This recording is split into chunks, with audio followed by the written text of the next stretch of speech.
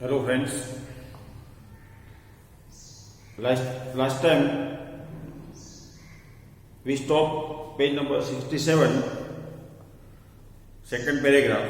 Let's read and try to understand the meaning of the sentence or meaning of the lesson or unit. She expressed her experience, and when Helen Keller, she speak a word, she feel that she was able to speak, and she thought that it was a miracle.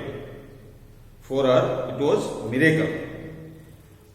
अचानक कोई घटना बनी गई हो, चमत्कार જેને કહીએ આપણે.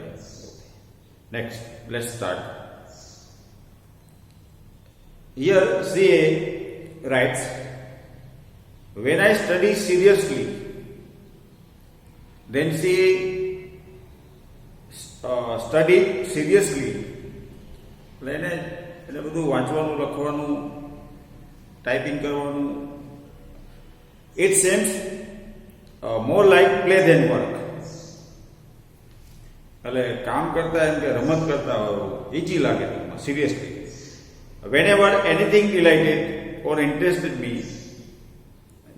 જે કંઈ કામ કરું, લખવાનું, ટાઈપ કરવાનું, વાંચવાનું, જે કંઈ કરવું, સ્પેલિંગ લખવાના, કોઈ પણ પ્રવૃત્તિ કરું, એમાં મને શું થતું, whenever anything delighted or interested me, Miss Sullivan would talk about that as if she were a little girl herself.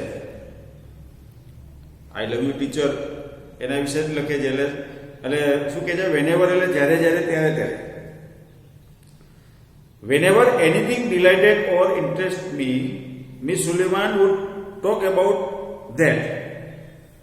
જે કંઈ મને એવું લાગે, મને જે કંઈ રસ, રુચિ, જે સારું લાગે કે આ શીખવું છે, જાણવું છે, સમજવું છે, એવું જે કાંઈ ત્યારે એને કંઈમાં એમાં રસ લાગે કોઈ પ્રવૃત્તિમાં, તો મિસ સુલિવન છે એને એક નાના બાળકની જેમ એની સાથે વાતો કરે. એવું ટોક એજીપ, જાણે કે ન હોય, એજીપ.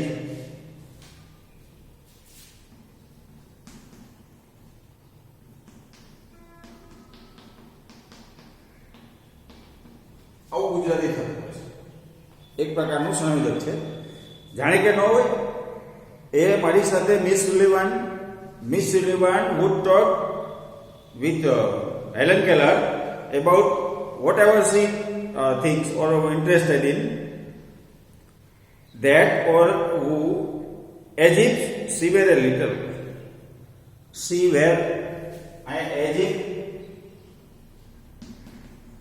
if પછી સબ્જેક્ટ અને પછી એના પછી where આવે છે. she were એવું નથી. આ વાક્ય ખોટું નથી પણ સાચું છે કે આ રચનામાં વોઝની જગ્યાએ વેરનો ઉપયોગ થશે. As if she were a little girl herself. She thought subjects like science, અને સાયન્સ જેવો વિષય, અઘરો વિષય જેને કહેવાય, હાર્ડ વિષય જેને આપણે કહીએ, by making it so interesting that I remember everything. She expressed her experience here. She taught subject like, બીજા વિષય તો ગુજરાતી પેલા એની જે કે હિન્દી હશે કે ઇંગ્લિશ હશે કે વિજ્ઞાન હશે કે ગણિત હશે, બધા વિષયો ભણ્યા હશે, પણ એ વિજ્ઞાન જેવો વિષય એને અઘરો લાગ્યો હશે. એટલે વિજ્ઞાન જેવો વિષય પણ એને એકદમ રસપ્રદ બનાવીને, interesting, making it interesting, that I remember everything.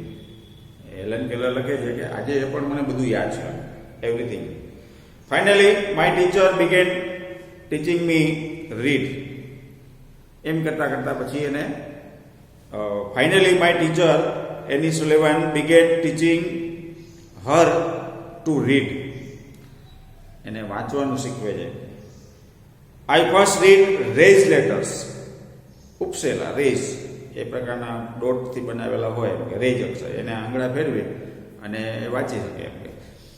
I first read raised letters and later on read with Braille script. પછી ધીરે ધીરે બ્રેલ લિપિ જે છે અંધજનો માટેની જે ભાષા છે એ બ્રેલ નામના વ્યક્તિએ શોધ કરી, એટલે એના માટે એના નામ ઉપરથી જેનું નામ પડેલું છે બ્રેલ સ્ક્રિપ્ટ. ફાઇનલી શું કહે છે, માય ટીચર અથવા તો her teacher began teaching her to read. She first read raise letters and letter on, ત્યાર પછી એના પછી પેલા રેજ લેટર્સ એ વાંચતા શીખી, પછી later on she read with Braille script. I અથવા she learned to write with both ordinary as well as braille typewriter.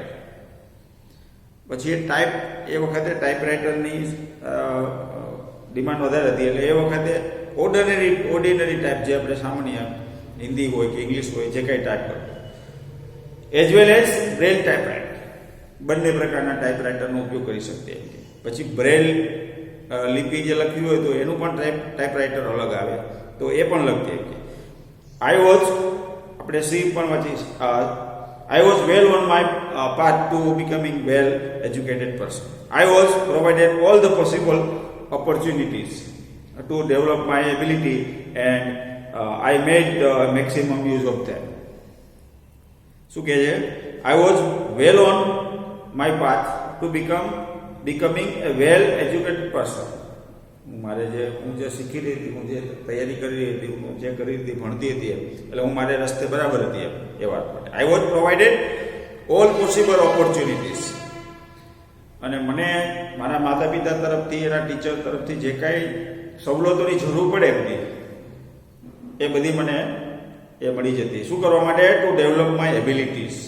મારી જે કંઈ એબિલિટી હતી, ક્ષમતા હતી, મારી આવડત હતી, મારી બુદ્ધિ હતી, એ બધું. And I made maximum use of the opportunities. અને મેં પછી જેટલી મને તક મળી, ઓપોર્ચ્યુનિટીઝ મળી, જેટલી મને તક મળી એ બધી તકનો પૂરેપૂરો મેક્સિમમ ઉપયોગ કર્યો. કે વધારે એનો ઉપયોગ કર્યો એ વાત માટે, સમયનો વધારે સદુપયોગ કર્યો પણ કહેવાય. I develop a great confidence and I even visited, અને મારામાં એમ થતાં બધી આત્મવિશ્વાસ એટલો બધો વધી ગયો. આઈ ડેવલપ એ ગ્રેટ કોન્ફિડન્સ, ખૂબ આત્મવિશ્વાસ, great confidence, and I even visit President Cleveland at White House. અમેરિકાના પ્રમુખનું જે સત્તાવાર નિવાસસ્થાન છે વ્હાઇટ હાઉસ, અમેરિકાના પ્રેસિડેન્ટનું સત્તાવાર નિવાસસ્થાન વ્હાઇટ હાઉસ, એ વખતના ક્લેવલેન્ડ નામના જે પ્રેસિડેન્ટ હતા, એના રાષ્ટ્રપ્રમુખ હતા અમેરિકાના, એમની મુલાકાત પણ એને કરેલી. એને એની મુલાકાત આપેલી પ્રેસિડેન્ટે. આ એના અનુભવો એ કયા છે. પછી એ બીજી વાત યાદ કરે છે. In 1890 at the age of 10, 1890 ની વાત છે કે 10 વર્ષની ઉંમરે, I move to Perkins institution. એક સંસ્થા છે પર્કિન્સ ઇન્સ્ટિટ્યુશન, શૈક્ષણિક સંસ્થા. Here my teacher Annie Sullivan continue to teach me. અહીં આવીને પણ એમ કે મારે એ સ્કૂલમાં કોઈ બેરામુંગાની શાળાના ટીચર નહીં હોય, એટલે એને સુલેવાનને ત્યાં રાખ્યા. એમ કે એ ત્યાં પણ જતા, એમ continue to teach me. I could make friends with other blind children here. અહીં મેં બીજા જે અંધ બાળકો હોય, અંધ વિદ્યાર્થીઓ હોય, એની સાથે મિત્રતા કેળવી. My loneliness began to disappear. શું હતું? લોનલીનેસ હતી, એકલતા હતી. એની સાથે કોઈ બીજું વાત કરવાનું કે બીજું હતું નહીં, એના ટીચર સિવાય, મા બાપ સિવાય, કે એના બેન ને એવું. ટૂંકમાં એ એકલતા લાગતી હતી. આખો દિવસ ઘરમાં ને ઘરમાં રહેવું, એમ કે એટલે લોનલીનેસ કહેવાય એને, એકલતા. Began to disappear and my progress of learning improved quite well. I learn Latin language, German language and arithmetic. પછી એ પર્કિન્સ ઇન્સ્ટિટ્યૂટમાં છે એનો ખૂબ વિકાસ થાય છે ત્યાં. અને શું કહે છે, અને ત્યાં એ હેલન કેલર છે શું શીખે છે પર્કિન્સ ઇન્સ્ટિટ્યૂટમાં? શું શીખે છે? લેટિન ભાષા, જર્મન ભાષા, લેટિન, જર્મન એન્ડ એરિથમેટિક, જેને આપણે અંકગણિત કહીએ એ પ્રકારની બધી ત્યાં વધારે. ઇન 1896 CA express here, શું કે છે in 1896 I moved into a Cambridge school for young ladies in Massachusetts. This was really great achievement for a lady like me who was blind, deaf and could bravely produce sound for communication. એટલે એવી સારી એ છોકરીઓ માટેની જે સંસ્થા છે Cambridge સ્કૂલમાં એ જાય છે. એ શું થાય છે, lady like me who was blind, deaf and could barely produce sound for communication. I began writing poems. પછી એમ કે અમે પછી એ મેસાચ્યુસેટ્સમાં કેમ્બ્રિજ સ્કૂલમાં શું કરે છે, પછી ત્યાં કાવ્યો લખે છે, સ્ટોરીઝ લખે છે, વાર્તાઓ લખે છે. શોર્ટલી બિફોર માય આ બધું એ સ્કૂલમાં થાય છે એ 1896. ત્યારે શું થાય છે, એક ગંભીર ઘટના બને છે શોર્ટલી, અને એ ત્યાં ભણતી હોય છે. ત્યાં અચાનક જ શું થાય છે, શોર્ટલી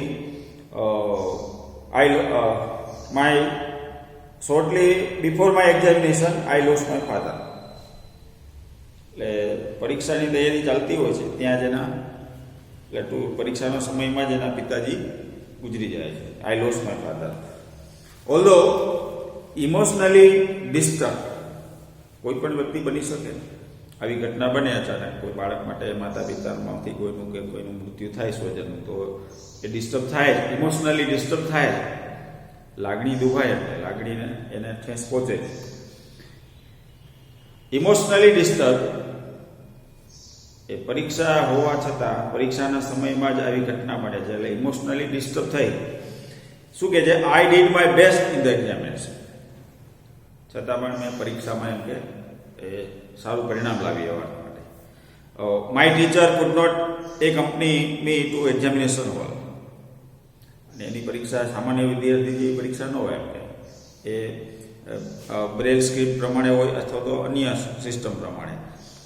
એટલે અહીં જે સ્કૂલમાં જાય છે ત્યાં એના ટીચર એની સાથે નથી આવવા દેતા, એ લોકો એલાવ નથી, એટલા માટે એ કંપની એટલે એની સાથે હતા નહીં. એમને ધેરે ટીચર સ્પેલ આઉટ. પછી એ ટીચર જ્યાં એ સુપરવાઇઝર કે બ્લોકમાં હોય એ શું કરે, spell out the question in my hand. એ મારા હાથમાં પ્રશ્ન લખી દે, પછી એને જે જવાબ આવે લખવા માટે ટાઈપરાઇટર દ્વારા. And I type all the answers. એ પ્રશ્ન મને એ હાથમાં લખી દે એટલે હું એના જવાબ લખી દઉં. પછી I was so full of joy to hear that I had pass all the subject. ગણિત, વિજ્ઞાન, સમાજ, જે કાંઈ હોય બધા જ વિષયોમાં એમ કે પાસ થઈ ગઈ, અને એ ખૂબ જ ફૂલ ઓફ જોય, અતિ આનંદ આવી ગયો. I remember my first day at Radcliffe College in 1900. I knew there were challenges in my way, but I was eager to overcome them. I remember my first day at the Redcliffe College in 1900. I knew there were challenges in my way. એ કોલેજમાં ઘણા બધા પડકારો હતા માર્ગમાં, અથવા તો માર્ગમાં નહીં, ટૂંકમાં એ કોલેજમાં એમ કે ઘણું બધું હાર્ડ હોય ને વ્યવહાર માટે. There were challenges in my way, but I was eager to overcome them. તેમ છતાં ઓવરકમ એટલે એમાં વિજય મેળવો, પ્રાપ્ત મેળવો, એવા કે છતાં સફળતા મેળવી, એવોર્ડ પણ થાય. I was eager to overcome them. The professors looked far away. એ પ્રોફેસરો બોલતા હોય કોલેજમાં તો એને સંભળાતું તો નહીં, એમ કે તો એ far away as if they were speaking through a telephone. The lectures were spelled into my palms. અને એનો જે લેક્ચર હોય, પીરિયડ હોય, તાસ હોય, એના હાથમાં પામ્સ બંને હથેળીમાં લખે આપણે. પછી એઝ રેપિડલી એઝ પોસિબલ, ઝડપથી લખે જેટલું. I would note down whatever I remember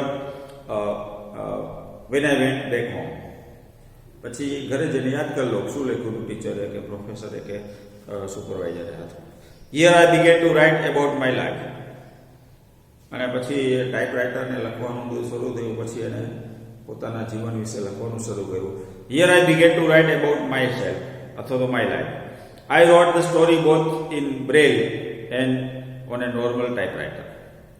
એની જે વાર્તા અથવા તો એની બાયોગ્રાફી લખી, એની પોતાની વાતો એને એમાં લખી, એ બંનેમાં બ્રેલ લિપિમાં પણ લખી અને and on A normal typewriter, સાદું ટાઈપરાઇટર એમાં પણ લખ્યું, જેથી બ્રેલ અંધજનો જ વાંચે એવું નહીં, બીજા લોકો પણ એની સ્ટોરી વાંચી શકે.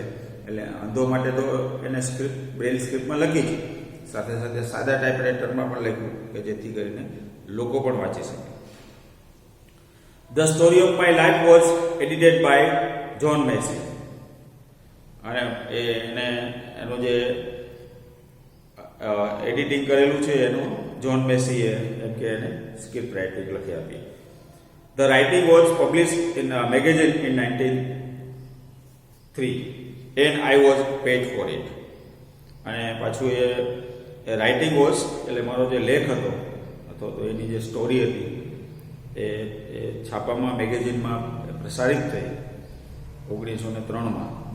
અને શું કહે છે કે I was paid four it, અને પહેલી વાર એને માટે અમને પૈસા પણ મળેલા, એમ કે સ્ટોરી બદલ લખવા બદલ એને અમુક રકમ પણ મળેલી. We the blind are as in depth. We the blind, અમે અંધ લોકો એમ are as in depth to Louis Braille and mankind to Gutenberg. આ બંને લોકોના અમે આભારી છીએ. શું કર્યું તો કે લુઈસ બ્રેલ નામના વ્યક્તિએ છે, ટૂંકમાં એના ઋણી છીએ અમે બધા અંધ લોકો, કે એને બ્રેલ લિપિની શોધ કરી. અને આંધળા લોકો પણ બોલતા, ઘણા ફક્ત અંધ હોય તો એ બોલતા થયા, લખતા થયા, વાંચતા, પેલી બ્રેલ લિપિ વાંચતા થયા. On 20th of June 1904, જૂન 28 જૂન 1904માં આઈ ગ્રેજ્યુએટ એટલે કોલેજની પરીક્ષા પાસ કરી. Graduate from Radcliffe college. I felt proud that I became the first deaf blind person to earn Bachelor of Arts degree. અને એમ કે છે કે એ આઈ ફીલ પ્રાઉડ, મને એના માટે ગૌરવ થાય છે કે એ બેરી મૂંગી એ છોકરીએ પહેલવેલી એમ કહેવું એ છોકરી હતી કે જેમણે આ બેચલર ઓફ આર્ટ્સ BA ની પદવી પ્રાપ્ત કરી હતી. એના પહેલાં કોઈ એવી ડિગ્રી પ્રાપ્ત કરેલી નહીં અંધ વ્યક્તિએ. I began to feel that I must educate people on way to help the blind. I began to feel that, પછી એવું મને લાગ્યું, મને એવું સતત લાગતું. શું થતું? I must educate people. મારે જે કાંઈ અંધ લોકો છે, જે કાંઈ અશક્ત લોકો છે, એને મારે મદદ કરવી જોઈએ. એજ્યુકેટેડ, એને ભણાવવા જોઈએ, એને શિક્ષણ આપવું જોઈએ. My prime goal in my life was spread awareness regarding the poor neglect state of the blind. એટલે જે કે અંધ લોકો જે પ્રત્યે લોકો નેગ્લેક્ટ કરે છે એ વાત માટે. Neglect state of the blind, there innate abilities and their inspirations. એની જે આંતરિક જે કાંઈ શક્તિઓ છે, એબિલિટીઝ છે, એને પ્રેરિત કરવા માટે આવે. I had to raise funds not only to sustain a living for myself but also to start projects to remove darkness in and miseries from the life of other blind people. એટલે ફક્ત એનું નહોતું વિચારતી. શું કે છે? I had to raise fund. એના માટે થોડુંક નાણાકીય વ્યવસ્થા કરવાની હતી, ફંડ, પૈસા એકત્ર કરવા.